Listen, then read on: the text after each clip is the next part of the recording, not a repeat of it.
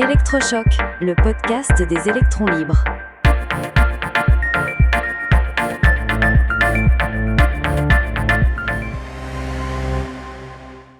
Électroscope #6, des taxis volants, des révélations sur les origines de la vie et des robots mignons. Aujourd'hui, nous allons explorer 5 avancées qui dessinent un futur vraiment passionnant. Salut Céleste. Salut Max, un programme chargé mais rempli de bonnes nouvelles. On commence par la santé parce qu'il y a une avancée majeure dans la lutte contre une maladie qui fait des ravages. Absolument, on parle de la dengue transmise par le fameux moustique tigre. Le Brésil, qui est l'un des pays les plus touchés au monde, vient d'approuver un vaccin révolutionnaire, le Butantan DV. Et ce qui est incroyable avec ce vaccin, c'est qu'il ne nécessite qu'une seule injection. Une seule! C'est un changement de paradigme complet pour les campagnes de vaccination. Exactement. Dans des pays immenses comme le Brésil, avec des zones très isolées comme l'Amazonie, faire revenir les gens pour une deuxième ou troisième dose, c'est un vrai casse-tête logistique. Là, une seule visite et on est protégé. Et protégé efficacement. On parle d'environ 80% d'efficacité contre les formes symptomatiques et plus de 90% contre les formes graves.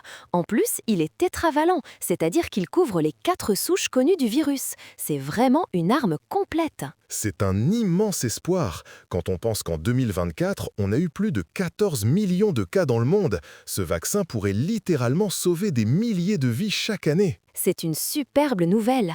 Allez, on change complètement d'échelle. On quitte la Terre pour l'espace et on remonte le temps jusqu'aux origines de la vie. Oui, direction l'astéroïde Bennu. Tu sais, cet astéroïde dont la mission Osiris-Rex nous a rapporté de précieux échantillons. Eh bien, les scientifiques viennent d'y trouver quelque chose de fou. Des sucres, mais pas n'importe lesquels, du ribose et du glucose. Pour faire simple, le ribose est un composant essentiel de l'ARN, notre messager génétique, et le glucose, c'est notre carburant cellulaire de base. C'est ça, on ne parle pas de vie extraterrestre, attention, mais de la preuve que les briques fondamentales du vivant existaient déjà dans l'espace bien avant la formation de la Terre. C'est comme si l'univers avait déjà préparé la recette.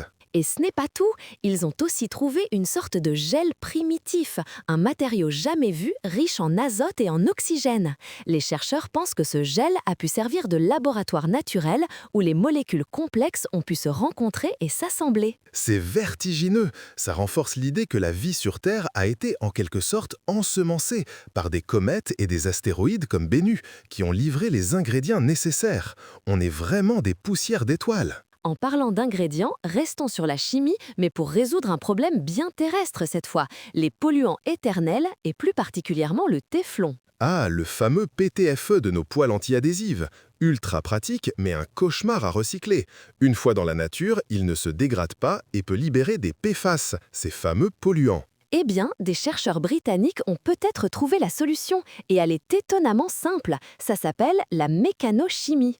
En gros, ils mettent des déchets de téflon dans un broyeur avec des billes d'acier et un peu de sodium. Et par la simple force mécanique du broyage, à température ambiante, ils arrivent à casser les liaisons chimiques les plus solides du téflon. C'est presque magique. Le résultat est génial. D'un côté, on obtient du carbone inoffensif et de l'autre, du fluorure de sodium. C'est un sel stable qu'on utilise déjà dans le dentifrice, par exemple. Le plus beau, c'est que ce fluorure de sodium récupéré peut être réutilisé comme matière première pour l'industrie pharmaceutique ou pour créer de nouveaux matériaux.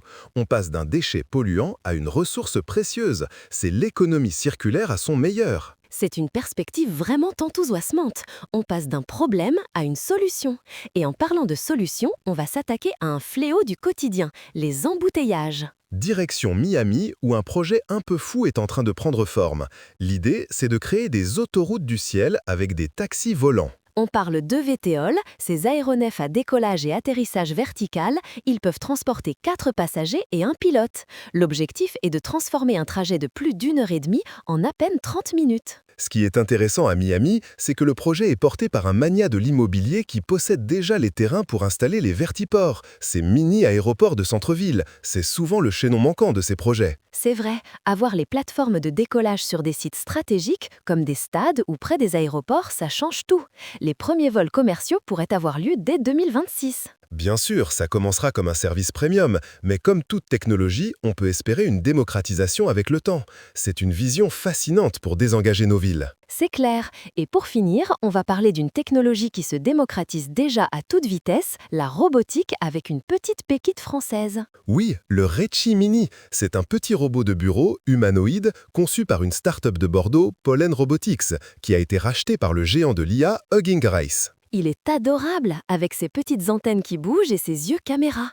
Mais ce n'est pas un jouet, c'est une plateforme open source conçue pour rendre la robotique et l'intelligence artificielle accessibles à tous, développeurs, étudiants, passionnés. Exactement. L'idée, c'est de donner un corps à l'IA.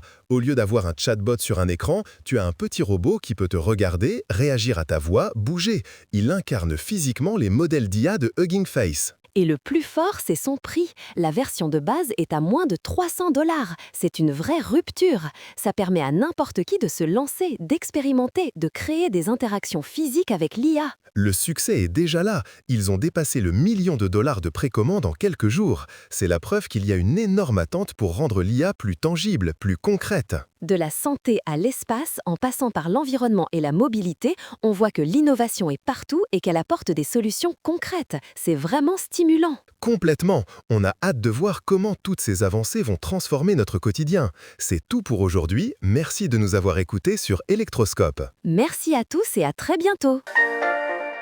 Soutenez les électrons libres. Abonnez-vous sur lel.media.